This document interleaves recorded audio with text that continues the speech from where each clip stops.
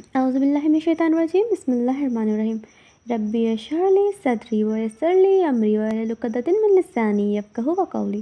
السلام علیکم ورحمۃ اللہ وبرکاتہ۔ میں امید کرتی ہوں آپ سب بالکل ٹھیک ہوں گے۔ اللہ پاک آپ سب پہ مہربان رہیں، کامیابی عطا فرمائے، آمین ثم آمین۔ حمد اس خدا کے لیے ہے جس نے اپنی قدرت سے تاریک رات کو ختم کیا اور روشن دن کو اپنی رحمت سے وجود بخشا اور مجھ پر بھی روشنی بکھیری، اور میں اس کی نعمت سے مستفید ہوتی ہوں۔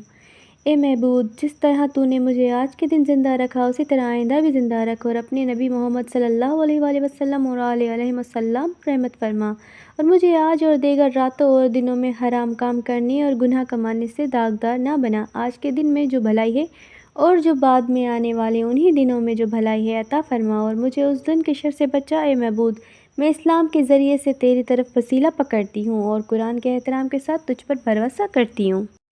اغلام بازی، ہم جنس پرستی۔ اغلام بازی مطلب مرد سے مرد کا یا لڑکے کا لڑکے سے زنا کرنا۔ حرام حرام حرام، گناہ کبیرہ ہے، یہ بہت بڑا جرم ہے جس کی سزا دنیا میں بھی دی گئی ہے تو آخرت میں بھی۔ اس گناہ کی توبہ تو ہے لیکن سزا بھی ہے۔ ابراہیم علیہ السلام کے بھانجے تھے حضرت لوط علیہ السلام، جو ابراہیم علیہ السلام پہ ایمان لائے۔ اللہ نے آپ کو بھی نبوت دی تو انہوں نے بھی ابراہیم علیہ السلام کے ساتھ ہجرت کی اور اپنے ملک کو چھوڑ دیا۔ اللہ نے لوط علیہ السلام کو قوم کی طرف بھیجا، اس قوم میں جہاں شرک ہوتا تھا، بت پرستی تھی، اور ساتھ ساتھ ہم جنسی کی بیماری بھی تھی۔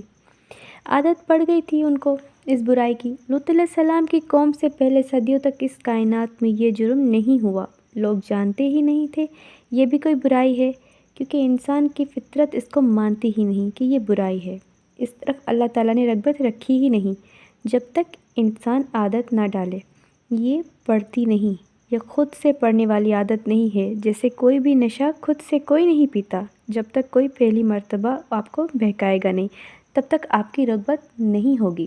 آہستہ آہستہ اس گند سے طبیعت مانوس ہو جائے گی۔ کتنی بدبودار چیز ہے لیکن طبیعت کیا ہو جائے گی؟ عادی ہو جائے گی۔ کوئی کسی کو خراب نہیں کر سکتا، انسان کو اپنے ہاتھ میں ہے وہ خراب ہوتا ہے یا نہیں۔ یہ جو مردوں کا بدفعلی کا مرض ہے، اللہ نے مرد کی رغبت مرد کی طرف رکھی نہیں، یہ نیچر کا حصہ نہیں ہے، یہ بیماری ہے۔ آپ اللہ سے دور بھاگو گے، گناہ کی طرف بھاگو گے تو اللہ تعالیٰ شیطان کو آپ پر مسلط کر دے گا، اور وہ شیطان آپ کو گندگی میں ڈال دے گا۔ استغفر اللہ ربی واتوب علیہ۔ سورۃ البقرہ کی آیت نمبر 208 میں اللہ سبحانہ و تعالیٰ فرماتے ہیں، یا ایھا الذین آمنوا ادخلوا فی السلم کافۃ ولا تتبعوا خطوات الشیطان انہ لکم عدو مبین۔ اے لوگو جو ایمان لائے ہو، اسلام میں پورے داخل ہو جاؤ اور شیطان کے قدموں کے پیچھے مت چلو، یقیناً وہ تمہارا کھلا دشمن ہے۔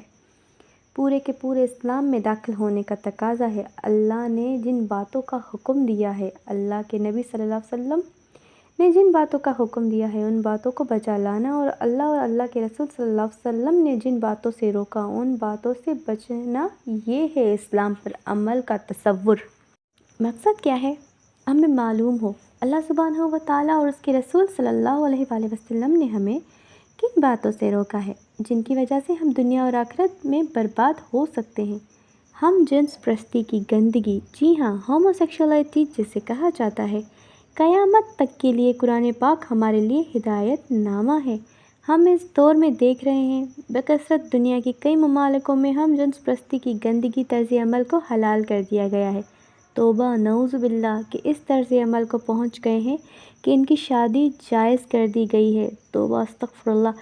کیا یہ دنیا کا آخری حصہ شروع ہو گیا ہے کہ اب یہ عام کر دیا گیا ہے؟ اب عذاب نہیں آئے گا تو کیا ہوگا؟ پتھروں کی بارش اب بھی ہو سکتی ہے، یا اللہ کیا عذاب نازل کرے گا؟